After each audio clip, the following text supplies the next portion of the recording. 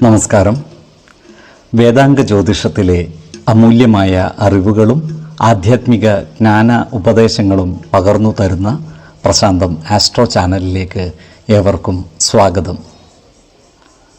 ഈ ചാനൽ ഇതുവരെയും സബ്സ്ക്രൈബ് ചെയ്യാത്തവർ ഇപ്പോൾ തന്നെ സബ്സ്ക്രൈബ് ചെയ്യുക. നോട്ടിഫിക്കേഷൻ ലഭിക്കുന്നതിനായി ബെൽ ബട്ടൺ അമർത്തുമല്ലോ. ഒപ്പം ചാനൽ ലൈക്ക് ചെയ്യുക, ഷെയർ ചെയ്യുക, കമൻറ്റ് ചെയ്യുക. കൊല്ലവർഷം 1200 ആണ്ടിലെ തുലാസംക്രമം രേവതി നക്ഷത്രത്തിലാണ്. തുലാം 1-ാം തീയതിയിലെ ഗ്രഹനില അനുസരിച്ച് എടവം രാശിയിൽ സർവേശ്വരകാരകനായ വ്യാഴവും, മിഥുനത്തിൽ കുജനും, കന്നിരാശിയിൽ രവിയും കേതുവും, തുലാം രാശിയിൽ ബുധനും, വൃശ്ചികത്തിൽ ശുക്രനും ഗുളികനും, കുംഭം രാശിയിൽ ശനിയും, മീനത്തിൽ ചന്ദ്രനും രാഹുവും സ്ഥിതി ചെയ്യുന്നു. ചിത്തിര നക്ഷത്രത്തിൽ ജനിച്ചവർക്ക് തുലാമാസം ഗുണദോഷ സമ്മിശ്രമായിരിക്കും. ഇവർക്ക് കർമ്മ മേഖലയിൽ കാര്യങ്ങൾ അനുകൂലമായിരിക്കും. എന്നാൽ ജോലിസ്ഥലത്ത് അപ്രതീക്ഷിതമായ ചില പ്രശ്നങ്ങളെ അഭിമുഖീകരിക്കേണ്ടതായി വരുവാൻ ഇടയുണ്ട്. സാമ്പത്തിക കാര്യങ്ങൾ കൈകാര്യം ചെയ്യുമ്പോൾ അതീവ ജാഗ്രത പുലർത്തേണ്ടതാണ്. കരാർ അടിസ്ഥാനത്തിൽ ജോലി ചെയ്തു വരുന്ന തൊഴിലാളികൾക്കും മറ്റും അനുകൂലമായ കാലമാണ്. ഇവർക്ക് വരുമാന വർധനവ് ഉണ്ടാകുന്നതുമാണ്.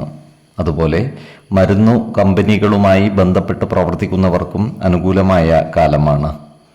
ഈ നക്ഷത്രക്കാരുമായി ശത്രുതാ മനോഭാവത്തോടെ പെരുമാറുന്നവരുടെ എണ്ണം കൂടുവാനുള്ള സാധ്യതകളും കാണുന്നുണ്ട്. ഇത്തരക്കാരെ തിരിച്ചറിഞ്ഞാൽ അവരുമായി നല്ല സ്നേഹ സൗഹൃദ ബന്ധങ്ങൾ നിലനിർത്തി കൊണ്ടുപോകുന്നതാണ് ഗുണകരമാവുക. കന്നിക്കൂറിൽ ജനിച്ച ഈ നക്ഷത്രക്കാർക്ക് സാമ്പത്തിക അഭിവൃദ്ധി ഉണ്ടാകുന്നതാണ്. വിദ്യാർത്ഥികൾക്ക് പരീക്ഷാ വിജയവും ഉപരിപഠന സാധ്യതകളും ഉണ്ടാകുന്നതാണ്. മാസത്തിൻ്റെ 2-ാം പകുതിയിൽ ചില ആരോഗ്യ പ്രശ്നങ്ങൾ വന്നു ചേരുവാനുള്ള സാധ്യതകളും കാണുന്നുണ്ട്. തുലാക്കൂറിൽ ജനിച്ച ഈ നക്ഷത്രക്കാർക്ക് സാമ്പത്തിക ചിലവുകൾ വന്നു ചേരുവാൻ ഇടയുണ്ട്. ഇവർക്ക് കർമ്മ തടസ്സങ്ങൾ വന്നു ചേരുവാനുള്ള യോഗവും കാണുന്നുണ്ട്.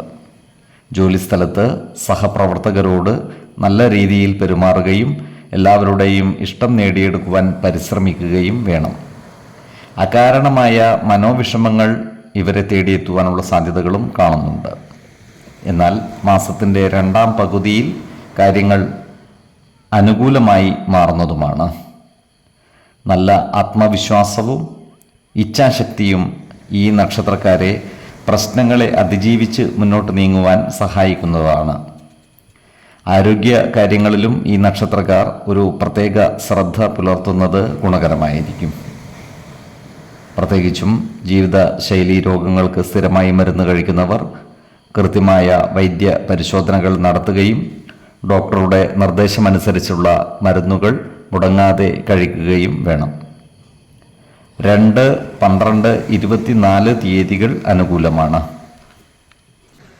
ഈ നക്ഷത്രക്കാർ ജനിച്ച സമയത്തെ അടിസ്ഥാനമാക്കിയുള്ള ജാതകത്തിലെ ലഗ്ന രാശിയുടെയും ലഗ്ന അധിപന്റെയും സ്ഥിതിയും ശുഭപാപ ഭാവങ്ങളുടെ സ്ഥിതിയും ഓരോ രാശിയിലെയും ഗ്രഹങ്ങളുടെ സ്ഥിതിയും അനുസരിച്ച് ഇവരുടെ പൊതുഫലത്തിൽ ഏറ്റക്കുറച്ചിലുകൾ ഉണ്ടാകുവാനിടയുണ്ട്. കുടുംബ ദേവതകളെയും ഇഷ്ടദേവതകളെയും ഉപാസിക്കുന്നത് ഇവർക്ക് ആയുരാരോഗ്യ സൗഖ്യമേകും. ഇഷ്ടദേവതാ മന്ത്രം 108 തവണ ദിനംതോറും ലിഖിത ജപം ചെയ്തു വരുന്നത് ഇവർക്ക് സർവ ഐശ്വര്യങ്ങളുമേകും. നല്ല വ്യക്തി സാധനകളോടെയും ഉപാസനകളോടെയും മുന്നേറിയാൽ സർവേശ്വരാനുഗ്രഹത്താൽ ഇവരുടെ സർവകാര്യങ്ങളും മംഗളകരമാകും. നന്ദി, നമസ്കാരം. ജ്യോതിഷരത്നം പ്രശാന്ത് കണ്ണോം.